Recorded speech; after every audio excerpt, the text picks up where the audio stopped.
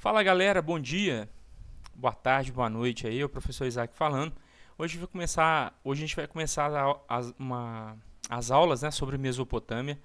Provavelmente vão ser 2 vídeos, né, e a gente vai falar aí começar a falar sobre o período da Antiguidade. Até então a gente estava falando tivemos falando aí nas outras videoaulas sobre a pré-história, né, pré-história brasileira, pré-história americana. E agora, mais especificamente, nós vamos começar a falar sobre o período da Antiguidade. Então a gente já mudou, né? A gente vai falar agora um pouquinho, a gente recua um pouquinho na pré-história, né? Ainda no finalzinho do Neolítico, na formação das primeiras aldeias e cidades da Mesopotâmia. E a gente vai falar da Mesopotâmia de modo geral até, né, o final, quando a Mesopotâmia deixa de existir, que ela é dominada por outros povos, que ela deixa de existir no formato livre, né? Que ela deixa de ser uma região formada por diversas cidades livres ou que elas sofrem domínio estrangeiro aí, beleza? Então vamos lá, né? A primeira ideia, tá, galera, aí sobre Mesopotâmia, a gente precisa falar o que significa o termo, né? Significa terra entre rios, tá? A explicação. Isaac, Mesopotâmia é um reino, um império? Não necessariamente. Mesopotâmia é mais uma região. Então, é uma região, né? E ela faz parte, né, da região que a gente chama de crescente fértil. Vou explicar isso aqui melhor, tá? Mas vamos entender primeiro o que é essa terra entre rios, né? Então, se é terra entre rios, quer dizer que é uma região que está situada ali entre rios, 2 rios, mais especificamente. E é uma região muito fértil, né, que está entre o rio Tigre e o rio Eufrates. Se vocês prestarem atenção aqui na mãozinha, olha a mãozinha lá. Aqui está mostrando a região, beleza? Temos aqui o rio Eufrates, né? E temos aqui o rio Tigre, né? Aqui em cima a gente tem os Montes Zagros, tá? Mar Mediterrâneo, Golfo Pérsico, Mar Vermelho. Aqui está roxo aqui porque esse mapinha é em espanhol, mas é o Mar Vermelho. E aqui o deserto da Arábia, a Península Arábica, tá? Península do Sinai, aqui o Oriente Médio, o Rio Jordão está aqui também. Toda essa região de verdinho aqui, é uma região fértil, tá? Agora falando sobre a crescente fértil, é uma região que ela tem clima semidesértico, né? A gente está escrito aí, ou seja, é uma região muito seca, naturalmente, mas ela tem alguns contrastes que estão ligados aí a alguns desses rios, né? E principalmente o Tigre, o Eufrates, que são rios da região da Mesopotâmia, o rio Nilo, que é um rio que está ligado ao Egito. Nós vamos falar disso aqui mais na próxima matéria, quando a gente estiver falando já sobre o Egito, beleza? E também o rio Jordão, não coloquei aqui, mas ele está aqui, Rio Jordão aqui, o rio Nilo aqui, né? Então, essa crescente fértil aqui, é essa região, né, numa área muito desértica, uma área mais seca, mais árida do planeta, mas que tem uma região que é muito fértil e que a produtividade, né, a produtividade agrícola, aí nós já voltamos lá naquela coisa da Revolução Agrícola, ela é altíssima, né? E ela vai permitir o desenvolvimento, né, de uma grande população e de uma complexidade social muito grande, né? Então isso são coisas importantes. As duas principais aí são a Mesopotâmia, o Egito, né, são os principais. E os hebreus, de certa forma, também, apesar deles terem outras características que a gente vai falar depois. Eles também estão ligados muito à questão do Mar Mediterrâneo e de outros aspectos aqui que tem a ver com a região que eles estão. Quando chegar a hora a gente vai falar disso, beleza? Essas sociedades, Mesopotâmia e Egito, elas também são conhecidas como sociedades hídricas, tá? Que tem a ver com a questão da água, né? E eu vou explicar por quê, nós vamos entender por quê. Aqui está mostrando de forma mais aproximada, né, o rio Tigres e o rio Eufrates aqui, né? Eles vão nascer, né? As suas nascentes estão lá no Monte Zagros, nas montanhas Zagros, né? E eles vão, né, fazer um percurso até desembocar ali no Golfo Pérsico, beleza? Como é que funciona, né? Por que essas sociedades se tornaram tão importantes? Então, existem algumas explicações e essa é a mais importante, que é a questão dos sistemas de irrigação, né, que estão necessariamente ligados a um fenômeno natural que são, né, as grandes cheias. Então, os sistemas de irrigação eles vão fazer com que a produtividade agrícola, né, ela se amplie muito. Vou explicar tudo com calma, né? Então, eles vão fazer com que a produtividade se amplie muito, aproveitando de algo que era natural. Então, vamos por parte, né? Então, o que acontecia? Eram as cheias, né? Essa região da Crescente Fértil, ela tem períodos do ano muito específicos. Então, funcionava assim. Numa época do ano, você tinha alto volume de chuva nas cabeceiras dos rios, lá nos Montes Agros. E aí esses rios enchiam, né? Eles transbordavam. As enchentes elas atingiam uma área muito maior do que a área do rio na época normal. E nessa época, né, essa água ela levava um elemento essencial, que são os sedimentos. O que seriam esses sedimentos? São restos de plantas, de animais mortos, são restos de uma série de coisas, né, de humus enfim, é um material, o sedimento seria um material extremamente fértil. E aí ele fertilizava toda a margem do rio, né? E quando, né, essa água baixava, que você não tinha mais as chuvas, essa região que tinha sido inundada, tinha ficado debaixo da água, ela se torna uma região muito fértil. Esse povo vai na época da Revolução do Neolítico, eles vão criar as primeiras aldeias nas margens dos rios e vão começar a observar isso, a plantar nessa região. Só que como o rio é muito grande, eles são grandes rios, né? O rio Nilo é um dos maiores rios do mundo, né? O Tigre e o Eufrates também são rios enormes. Como essas regiões são muito amplas, isso possibilitou, né, que essas pequenas aldeias se tornassem grandes cidades. E com o passar do tempo, esse povo criou lá os sistemas de irrigação. Esse sistema de irrigação é você criar artifícios, ou seja, coisa que não é natural, para você aproveitar dessa coisa natural. Tá? Então, o que eu expliquei foi mais ou menos isso. O que seriam os sistemas de irrigação? É você ampliar essa área que a água vai na época das enchentes. Tá? Então, o que eles faziam? Eles criavam canais de irrigação. Então, tem lá o curso do rio normal. Né? Aí, o que eles faziam? Pegavam lá no curso do rio, faziam outros canais artificiais que levavam essa água para outras regiões que anteriormente a água do rio das enchentes não chegava. O que isso fazia? Isso fazia com que outras regiões fossem fertilizadas. Então eles ampliavam as áreas de cultivo e isso possibilitava mais produtos, né, que seriam colhidos ali depois desses momentos aí. Beleza? Aí aqui está mostrando, né, essas imagens mostram, né, o sistema de irrigação. Então quando tinha a cheia, né, o rio enchia. Olha, essa imagem aqui do lado aqui também é bem interessante. Esses canais eles se enchiam também e irrigavam outras áreas. E isso possibilitava, então, é o que eu falei antes. Eles aproveitavam o sistema, uma coisa que era natural, que era o período de cheias regulares. Então todo ano tinha um período de cheia, eles aproveitavam isso e expandiram usando o sistema de irrigação, que é você criar esses canais, você criar diques para você armazenar mais água, e aí você podia dar água para os animais, produzir mais comida, e isso possibilitava que a sociedade aumentasse, porque você tinha comida. Então era algo importante, beleza? Então, o que os canais de irrigação faziam? Simplinho aqui, ampliaram as áreas férteis e, consecutivamente, aumentavam, né, a produção de alimentos. Né, ampliava a produção de alimentos. Aqui também está mostrando canais, né, e novos campos, e vai até perder de vista, se vocês olharem, né, na imagem aqui, some de vista. Né, então eles aproveitavam essa fertilidade aí para poder ampliar os canais, ampliar as áreas de produção através dos canais. Joinha? Aqui também está mostrando, né, a plantação. Né, eram sociedades agrícolas, e essa imagem eu acho ela muito legal, que ela é uma representação da cidade da Babilônia, tá, gente? Que foi uma das maiores cidades mesopotâmicas. Dá pra gente ver que é muito grande, né? Muito grande. Aqui a gente tem um rio, né? E aqui os canais. Se vocês olharem, lá no fundo, dá pra gente perceber vários canais, né, que tornam a área de plantio imensa, gigantesca. Então eles aproveitavam algo natural e faziam uso para poder fazer do jeito que eles podiam aproveitar cada vez mais né, esse sistema das cheias, através dos canais de irrigação. Joinha?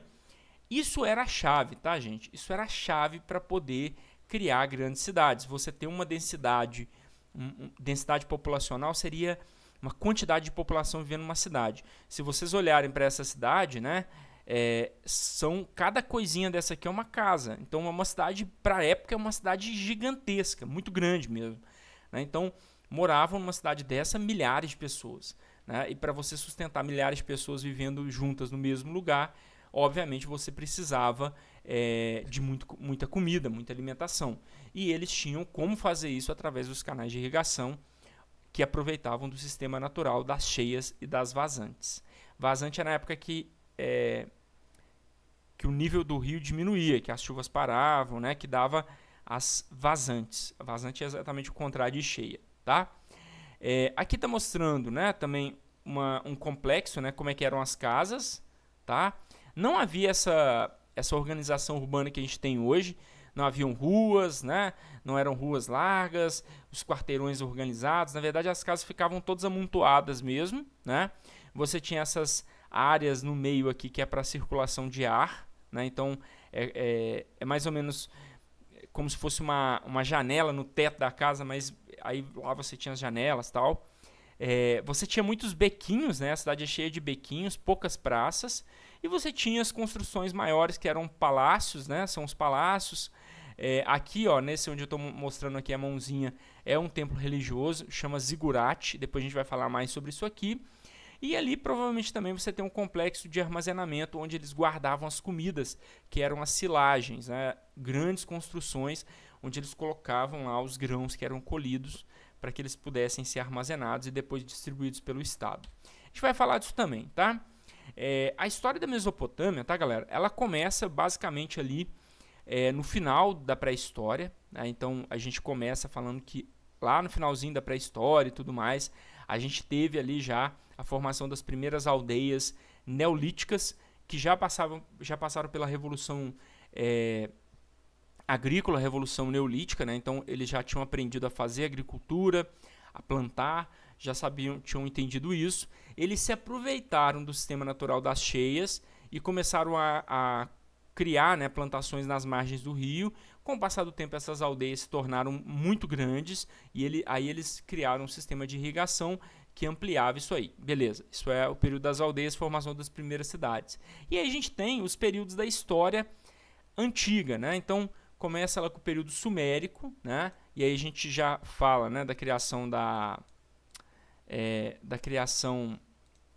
escrita, tá? Perdão, a gente já fala da criação da escrita, tá? Então o primeiro período é o período sumério-acadiano, que foi quando, né, desenvolveram a escrita, que vai de 3.500 a 2.000 anos antes de Cristo, né? Então bastante tempo.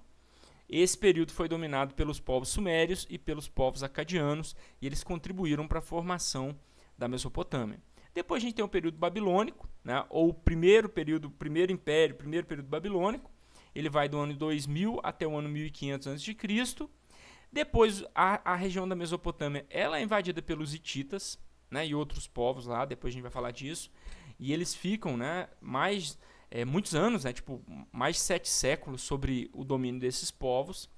Depois a gente tem a liberação desses povos, que é a retomada da Mesopotâmia por um povo mesopotâmico, que são os assírios. E aí os assírios ficam praticamente de 750 a.C. até 612 a.C.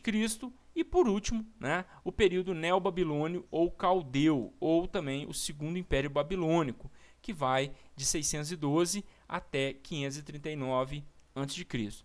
Isaac, precisa guardar datas? Não, senhores, não, senhoras, tá? Não precisa guardar datas. E aqui a gente tem falando sobre as invasões, que é o que vai vir depois. Depois a Mesopotâmia ela vai ser invadida pelos persas, e daí para diante os mesopotâmios eles não mais vão ser governados por povos mesopotâmicos. Eles vão passar por uma série de invasões, principalmente o Império da Pérsia, que vai dominar aquela região como um todo, tá? Que é uma região muito rica, principalmente na questão da produção de alimentos. Joinha? E aí a gente tem algumas características principais sobre os sumérios e os acadianos, beleza? Então vamos falar desses caras aqui, né? Eu disse, ó, que os sumérios chegaram lá na época do Neolítico, 5.000 anos antes de Cristo, né? provavelmente fertilidade do solo e os ciclos das cheias e vazantes, né? Então tem tudo aquilo a ver com aquilo que eu já falei, né? E as primeiras aldeias são aldeias neolíticas ainda na pré-história. Os sumérios, eles foram responsáveis, pelas grandes obras hidráulicas. Basicamente, tá, gente, essas obras hidráulicas têm a ver com a questão da água. Então eles criaram lá, né, principalmente a questão canais de irrigação, né? Então eles criaram, né, os canais de irrigação, barragens, reservatórios, tá? E canais de irrigação. E isso tudo, né, obviamente ampliava a possibilidade de agricultura. Então eles foram responsáveis em certa medida para fazer com que essas aldeias, se tornassem grandes cidades, tá? E aí as cidades-estado. Nós vamos falar disso aqui depois, um pouquinho depois. Eu quero só terminar aqui, né? Então, os sumérios, eles são responsáveis por esse momento de virada. Então, saímos da pré-história e passamos para as grandes cidades, para cidades complexas, né, que vão surgir ali ao redor, né? Ao entorno aí, nas margens dos dois rios, tanto do Tigre quanto do Eufrates. Aí aqui fala de algumas cidades, cidade de Ur, Lagash, Uruk, Nippur, Eridu, né? São cidades lá, hoje, né, no Oriente Médio, na região ali do Irã, do Iraque, enfim. Aí o que acontece, tá, gente? Agora a gente vai falar um pouquinho desse conceito aqui de cidades-estados, tá? O que seriam as cidades? Não havia um governo centralizado, que fosse, por exemplo, um único rei sumério que governasse todas essas cidades. Na verdade, a gente tinha... Era o seguinte, cada cidade você tinha um rei, você tinha um governo específico. É como se cada cidade fosse um país. Então, cada cidade tinha sua população, tinha o seu líder, tinha o seu exército, tinha sua produção agrícola, tinha sua economia. Isaac, mas eles não tinham coisas em comuns? Muitas coisas em comuns, né? As cidades, eram independentes politicamente, mas elas tinham características comuns, muitas características, na verdade, né? Então, o idioma, eles falavam a mesma língua, tá? Eles falavam a mesma língua. Eles tinham a mesma religião, eles tinham os mesmos hábitos alimentares, né? Provavelmente os mesmos hábitos de vestimenta, a mesma cultura material, que ela era, né, o comércio entre as cidades ele era muito intenso, tá? Como eu disse para vocês, as cidades eram governadas por um rei e também por um conselho de anciões, né? Então isso aí era bem comum. E às vezes essas cidades entravam em guerra uma com a outra, por controle de terras férteis, ou às vezes uma cidade, literalmente, ela queria dominar a outra, tomar a outra para si. Beleza? Além disso, né, os sumérios desenvolveram já a mais antiga forma de escrita conhecida, tá? Então isso aqui é importante. Lembra que eu falei que a pré-história é tudo que tem, né, tudo que a gente estuda na história antes do desenvolvimento da escrita. Então aqui nós já estamos falando da antiguidade, porque já havia se desenvolvido a escrita.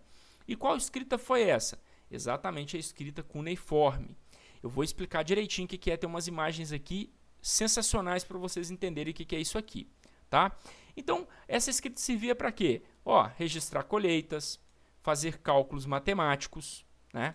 Documentar questões que envolviam o palácio, os impostos, as leis, tá? Que era lá decidido quem pagou, quem não pagou imposto. E além disso, né, registros de atividades comerciais. Então, a escrita servia para tudo isso. E também para escrever história, tá? A gente tem nessa época, não exatamente nessa época, mas a gente tinha, tem uma das histórias mais antigas que existem, depois eu vou mandar algumas coisas sobre isso para vocês, que é a história de Gilgamesh, que é a epopeia de Gilgamesh, que ela foi escrita usando esse tipo de escrita, que é a escrita cuneiforme, nas tabuinhas de argila, que era onde eles escreviam. Eles não tinham papel ainda, depois eu vou mostrar isso para vocês, tá? E aí está dizendo, por volta de 2234 a.C., outro povo que também habitava a região mais central da Mesopotâmia conquistou as principais cidades sumérias. Foram os acádios, né, os acadianos. Eles foram liderados por Sargão I, o rei Sargão I, da Acádia, né, e ele foi o cara que criou o primeiro império conhecido, o Império Acadiano. Ele era considerado um conquistador, então ele atacava as cidades, né, sumérias e tomava elas para ele. E aí ele cria o primeiro império mesopotâmico. Esses impérios, muitas das vezes, eles são efêmeros, tá, gente? Eles não duram muito tempo, mas eles existiram, né, em grande medida ali em vários momentos. Então os acadianos tomam, né, o que era dos sumérios. Contudo, né, o império, né, dos acadianos, ele, como eu disse, ele foi efêmero. Isso quer dizer que ele teve curta duração, que ele durou poucos séculos, né, pouquinha coisa. E depois ele foi conquistado e desmembrado pelos gútios. Né? Aí está falando aqui, ó, os gútios, e depois pelos elamitas e pelos amoritas, que foram povos que invadiram também a Mesopotâmia. As principais heranças, né, dos acadianos, além, né, dos acadianos, principalmente, tá, gente, foi a manutenção de muitas das coisas que os sumérios tinham criado. Então eles mantiveram a escrita cuneiforme. Também houve, né, a criação, né, o uso de rodas nas carroças e carruagens. E já que a roda não tinha sido inventada antes, sim, tá, galera? A roda provavelmente foi inventada ainda no período neolítico, mas nessa época se desenvolveu sistemas mais funcionais, carroças e carruagens mais funcionais, né? E também o desenvolvimento da matemática, o desenvolvimento mais aprimorado da metalurgia do bronze, beleza? Aqui está mostrando, né, um rosto, né, feito de bronze do rei Sargão, tá? Aqui mostra, né, o reinado dele, né, a região toda que ele dominou. Então ele dominou uma boa parte da Mesopotâmia. Cada pontinho desse aqui, ó, representa uma cidade da Mesopotâmia, beleza? Né? Depois, quem quiser, pausa aí o vídeo para poder. A Acádia estava aqui, né, que era a capital do Império do Sargão, beleza? Aqui está mostrando um baixo relevo dele. Eles faziam isso na rocha, né? É uma escultura feita na rocha, bem bonito, assim, eu acho bem legal, tá? E aqui seria, né, uma imagem mostrando uma cidade Mesopotâmia, né? Os canais passavam próximos da cidade, eles usavam os barcos para se locomover também, para transportar alimentos e tudo mais. Aqui pessoas rezando, né, numa zigurate, que é como se fosse uma igreja, né, um templo, onde eles faziam lá o culto aos seus deuses e tudo mais. Nós vamos falar depois disso com calma. Joinha? Aqui está mostrando como é que eram as tabuinhas, né, de argila. Elas eram pequenininhas, tá, gente? Não eram muito grandes assim. Elas provavelmente tinham uma coisa entre, sei lá, 8 centímetros por 8 centímetros. E era uma pelota de barro, né, que eles amassavam, faziam uma espécie de uma tabuinha. E eles faziam essas escritas. Tá dando para ver aqui, ó, né, essa mão aqui. Eles faziam a escrita com uma ponta, né, de madeira em forma de cunha, tá vendo? E aí eles faziam a escrita, né? Isso aqui tudo é a primeira escrita, é a escrita cuneiforme. E aí cuneiforme porque significa formato de cunha, né? As mais antigas, eles pegavam a tabuinha depois que ela era escrita, colocavam no sol para ela secar, né? É uma massa, é muito parecido com a cerâmica, né? Então, quando você deixa secar, ela vai ficar dura. Eles misturavam barro com argila para ela não rachar totalmente, né? E aí as mais recentes, entre aspas, né? As mais recentes devem ter mais de 3, 4 mil anos, elas eram feitas e assadas em fornos, né? Porque elas viravam literalmente cerâmicas, né? Então cerâmica dura muitos anos, ela consegue se manter por muito, muito tempo, beleza? Aqui está mostrando as carroças, né? Isso aqui é uma representação da época, né? Deles mesmos, né? Aqui mostra as rodas, né? Como é que elas eram feitas, tá? Cavalos puxando, né? 3 cavalos aqui copiando, né? Essa imagem é uma cópia mais recente dessa, né? Que é uma representação da época. E aqui um mesopotâmico fazendo lá uma carroça, né? Que era algo que facilitava muito a vida dele. E agora a gente vai para o próximo período, que é o período babilônico, né? Por volta do 2º milênio, né, ó, antes de Cristo, as cidades mesopotâmicas foram reunidas pelos reis da Babilônia em um grande império mesopotâmico, e um grande império foi formado, que foi o primeiro império da Babilônia. Então, depois de um período de fragmentação, né, as cidades foram invadidas e o Império Acadiano ele foi derrubado, né, a Babilônia, né, tinha uma cidade chamada Babilônia. Os reis eles foram dominando aquelas cidades ao entorno, e até eles criarem lá o Império da Babilônia. Esse império foi muito importante, tá, galera? Por muitas coisas. E a gente vai falar delas aqui, tá? Primeiro, né, o maior governante, né, do primeiro império da Babilônia foi Hammurabi. Ficou muito famoso pelas invasões e conquistas militares, pelas incríveis construções urbanas. A cidade da Babilônia ela é descrita por muitos, entre aspas, tá, galera? Porque não era bem historiador igual hoje, mas os primeiros historiadores, alguns antigos, os egípcios, os gregos, os próprios persas, eles descrevem o Império da Babilônia como a cidade da Babilônia como algo majestoso, magnífico, grandioso e tudo mais, né? E aqui está falando, né? Além disso, eles abriram um canal, né, que ia da Babilônia até o Golfo Pérsico, correndo paralelamente ao rio Eufrates, e sobretudo a criação de um complexo código jurídico. Isso aqui é interessante, ó. O que seria isso? Seria, né, o primeiro conjunto de leis escrito, né? O rei Hammurabi, ele mandou escrever as leis e falar, ó, essas são as leis aqui que vigoram no Império da Babilônia, né, no Império Babilônico. Esse código ficou conhecido como Código de Hammurabi, né, e ele é considerado o primeiro conjunto de leis escritas, tá? Ele também é denominado por algumas pessoas como Lei de Talião, e vem aí a frase, né, vocês já devem ter ouvido, olho por olho, dente por dente. Além do aspecto penal, ele também regulava, né, questões econômicas e sociais no Império da Babilônia, beleza? Ele falava das diversas profissões que eram reguladas, assim como certas instituições como casamento, divórcio, e eles também atribuem a Hammurabi, né, o culto, né, à religiosidade ligada ao deus Marduk, e o estabelecimento do acadiano como idioma oficial por todo o Império. Então eles pegaram o idioma acadiano, né, usava a escrita cuneiforme, mas eles pegam o idioma acadiano e ele usa como idioma oficial. Então todas as cidades sob domínio da Babilônia usavam a língua, né, o acadiano aí como língua oficial. O primeiro Império Babilônico entrou em decadência em meados do segundo milênio antes de Cristo. Toda a Mesopotâmia havia sofrido impactos de uma invasão de povos indo-europeus, né? Esses povos indo-europeus, os invasores indo-europeus, né, ou os arianos, eles vinham, né, principalmente da região asiática, né? Então, região da Índia, daquela região que a gente poderia chamar de Eurásia. Quando aparecer o próximo mapa, eu mostro para vocês o que seria isso. Entre os quais se destacavam os mitanianos, ou os mitaios, os cassitas e, sobretudo, os hititas. Esses povos, tá, gente, eles conquistaram uma ampla região, né, muito grande, inclusive até o Egito. Eles dominaram o Egito, então eles eram povos guerreiros que tinham capacidade de domínio muito poderosa, tá? E eles vão derrubar, né, basicamente eles vão derrubar os hititas, eles vão dominar uma área muito ampla e vão derrubar o Império Babilônio, tá? Aqui está mostrando, né, o rosto, né, representações do rosto de Hammurabi, né? Aqui mostra a origem, né, onde é que estava originalmente o reino hitita, né?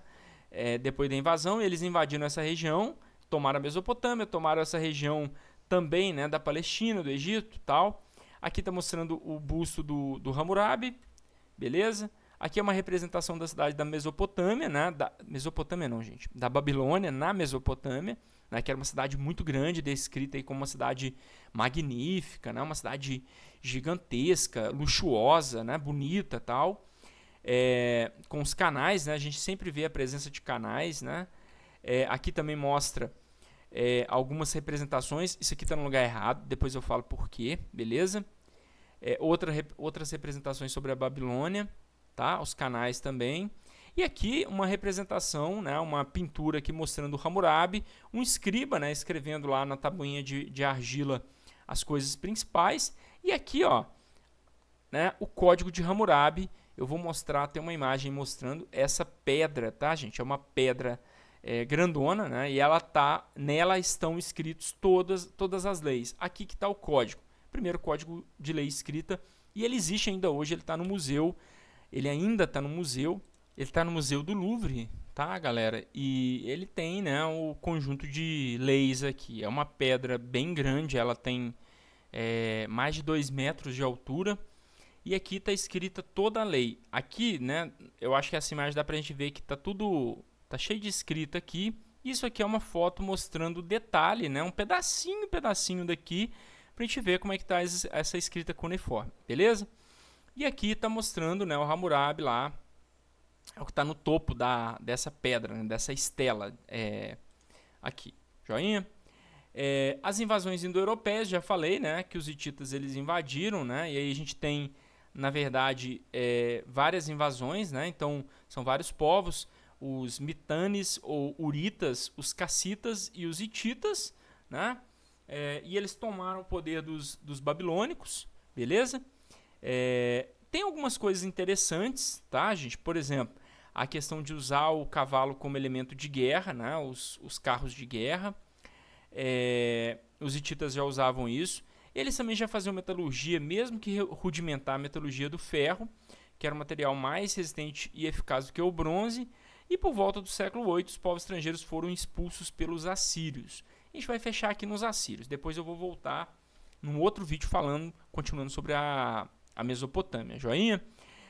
E aí, os assírios, eles são mesopotâmicos, tá? Eles viviam lá na região da Mesopotâmia.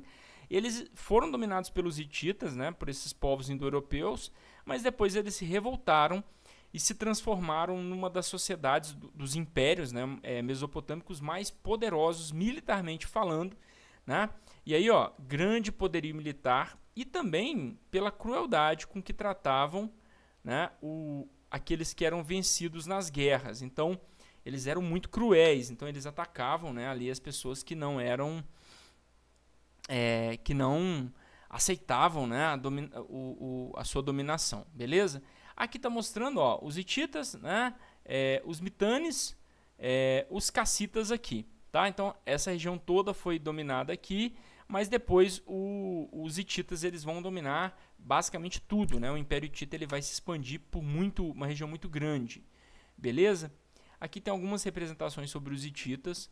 Depois quem quiser parar aí para poder olhar direitinho, beleza?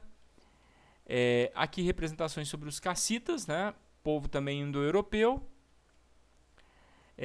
E sobre os mitânios eu não coloquei nada, mas são povos parecidos assim. Depois eu vou indicar alguns filmes para vocês, tá, galera? Tem alguns filmes que são interessantes, que falam desse povo aqui, principalmente quando a gente fala do Egito, ok? E vamos lá, né? O Império Assírio, tá, galera? Foi uma sociedade voltada para a guerra, a violência, né, saques e destruições e massacres. Eles eram meio cruéis, né, assim, eram um povo que mantinha essa fama de crueldade, de domínio, e principalmente também porque eles foram retratados por aqueles que derrotaram eles, né, que foram os mesopotâmicos, os babilônicos, né, os neobabilônicos, os caldeus, né, que formaram lá o segundo império da Babilônia. Então eles são descritos sempre como violentos, saqueadores, destruidores, que causavam massacres e tudo mais. Mas os assírios também têm umas coisas interessantes sobre eles, tá? Eles usavam algumas questões das tecnologias bélicas, né? Eles aprenderam tecnologias bélicas com os povos indo-europeus, aprimoraram ela, então eles usavam os cavalos como arma de guerra, né? Eles também desenvolveram, tá, gente, vários aparelhos, né, que a gente vai chamar aqui de carros de combate, que são uma pré-história dos tanques de guerra. É meio esquisito isso, mas era assim que funcionava. Usavam, ó, catapultas, bigas, torres de assalto, arietes, entre outros. Em algumas décadas, os assírios conquistaram os hititas, cassitas e mitanes, egípcios e persas. Ou seja, eles conquistaram todas as regiões próximas deles ali, mas como eles eram muito agressivos, a sua dominação era muito violenta, eles logo tiveram ali respostas, né? Logo que as pessoas faziam revoltas contra o domínio dos assírios, que eles dominavam as pessoas de uma maneira muito violenta, muito agressiva. E para manter a sua hegemonia sobre o território, eles tinham práticas de crueldade extrema contra os inimigos capturados, né? Então, eles faziam, né, mutilações diversas. Quando eles venciam, tomavam uma cidade, eles pegavam os guerreiros, cortavam as orelhas, os narizes, às vezes furavam os olhos, né, arrancavam os olhos. e até mesmo as técnicas de empalamento, que seria o seguinte: eles pegavam a pessoa viva, atravessavam, né, no abdômen da pessoa colocavam uma finca, né, uma madeira lá, uma finca, e enfiava a pessoa naquela finca. Eu vou ver se eu consigo uma imagem aqui para vocês verem o que é isso. Eu vou deixar aqui as imagens, tá, galera? São baixos, esse aqui primeiro é um baixo relevo, tá? Ele está mostrando lá, ó, como é que funcionava, né? Então isso chama empalamento. Eles pegavam os vencidos e enfiavam eles em estaca, eles ainda vivos, né? E deixavam eles morrerem lá, a própria sorte. Enfim, galera, além disso, né, eles tinham essa cultura então baseada no terror e na opressão. Não se mantiveram muito tempo, né? Por volta de 612 a.C., os caldeus e os medos, que eram os persas, né, uma tribo persa, eles se uniram, né, e conseguiram derrotar o Império Assírio. O Império Assírio não ficou famoso apenas por ser um povo beligerante, ou seja, um povo que fazia muita guerra, né? Mas eles também construíram vários centros urbanos importantes, tá? Então, várias cidades importantes foram construídas, como Nínive, Assur e Nimrod, tá? Além disso, né, a gente pode dizer que um rei que se destacou muito foi Assurbanipal, cujo reinado se estendeu, né, de 668 até 627, e ele foi responsável pela construção da biblioteca de Nínive, que contava aí com milhares de tabuinhas de argila com escrita cuneiforme, e ele tentou reunir, de certa maneira, né, o conhecimento que existia no mundo ali, naquela época, o mundo da Mesopotâmia, Pérsia e ao redor. E lá estava incluído, né, a epopeia de Gilgamesh. Depois eu vou deixar coisas aí para vocês sobre essa epopeia, que é muito legal mesmo, assim, é um negócio bem bacana, tá? É considerada essa epopeia de Gilgamesh uma das histórias mais antigas já escrita, e ela seria uma história tipo de um super-herói, assim, né? E aqui está mostrando, tá, gente? Os assírios eles chegaram a dominar até uma região do Egito, o Oriente Médio, né, a região ali, né, do Jerusalém e tal, toda a Mesopotâmia, uma parte, né, da Anatólia ali, que hoje estaria a Turquia, tá? Então ele foi um império bem grande, apesar dele ter durado pouco tempo, tá? Ele era muito poderoso, belicamente falando, mas exatamente talvez por sua característica de ser tão destrutivo, eles teriam ali não durado tanto tempo, beleza? Aqui está mostrando alguns baixos relevos sobre os soldados assírios. Isso é interessante porque a gente já pode ver que havia minimamente uma uniformização do exército, e isso era algo muito poderoso, tá, galera? Porque esses soldados eles usavam armamento parecido e provavelmente eles deveriam ter técnicas de trabalho em conjunto, né? Aqui está mostrando os carros de batalha, ó, torres, né, de invasão. Aqui é um carro de um ariete, ó, que tinha uma ponta, né, que ela ia batendo no portão até quebrar o portão, tá? Aqui também, ó, carruagens tentando invadir uma cidade, né, os assírios invadindo uma cidade, um cerco a uma cidade. O uso de cavalos, ó, nas batalhas, beleza? E tanques, né, que eu falei com vocês, os tanques que seriam, entre aspas, tanques de guerra, né, destruindo lá as muralhas, né? Eles tinham uma espécie de um grande ariete ali que destruía as muralhas. Aqui uma torre de invasão também, tá? Aqui os egípcios, né, sendo submetidos pelos assírios, né? Os assírios aqui, tá? Aqui também assírios, e esses aqui soldados egípcios. Aqui a cidade de Nínive, né, que seria a cidade capital deles, a cidade mais importante, mais poderosa, tá? E a biblioteca de Nínive, né, a primeira biblioteca do mundo, entre aspas, foi construída pelo rei Assurbanipal II e tinha 25 mil placas de argila, né?